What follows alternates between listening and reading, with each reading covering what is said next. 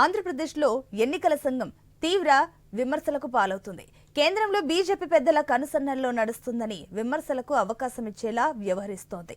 ఏపీలో అధికార పార్టీ ఫిర్యాదులపై ఎలాంటి చర్యలు తీసుకోకపోవడం, మరోవైపు కూటమి ఫిర్యాదులపై వెంటనే చర్యలు తీసుకుంటుందన్న విమర్శలు వెల్లువెత్తుతున్నాయి. ఈ నేపథ్యంలో వైసీపీ ఎమ్మెల్యే మల్లాది విష్ణు మాట్లాడుతూ ఎన్నికల సంఘం తీరుపై తీవ్ర స్థాయిలో ధ్వజమెత్తారు. రాష్ట్ర ఎన్నికల కమిషన్ ఏకపక్షంగా వ్యవహరిస్తుందని ఆరోపించారు. రాష్ట్ర ఎన్నికల కమిషన్పై తీవ్ర ఒత్తిడి ఉందని ఆయన విమర్శించారు.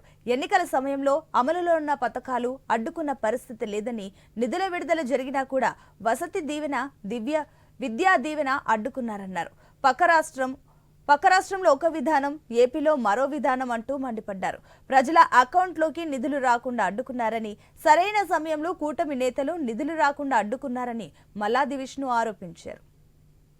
రాష్ట్ర ప్రభుత్వం ఎన్నికల కమిషన్ కి సవివరంగా వివరణ ఇవ్వడం జరిగింది. కొత్త స్కీమ్ కాదు, ఆన్గోయింగ్ స్కీము. 5 సంవత్సరాల నుంచి రాష్ట్ర ప్రభుత్వం ఒక క్యాలెండర్ ప్రకటించి ఆ క్యాలెండర్ ద్వారా ఏ టైంలో ఏ కార్యక్రమాలని ప్రజలకి అందుబాటులో తీసుకొస్తామో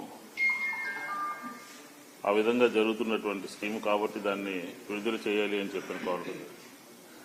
ఎన్నికల కమిషన్ ఇలాంటి నిర్ణయాలు తీసుకోవటం మీద ఈ రాష్ట్రంలో కూటమి, కేంద్రంలో ఉన్నటువంటి భారతీయ జనతా పార్టీ ఒత్తిడి ఉన్నది అని చెప్పి మనకి స్పష్టంగా అర్థమవుతుంది. రాష్ట్ర ప్రభుత్వం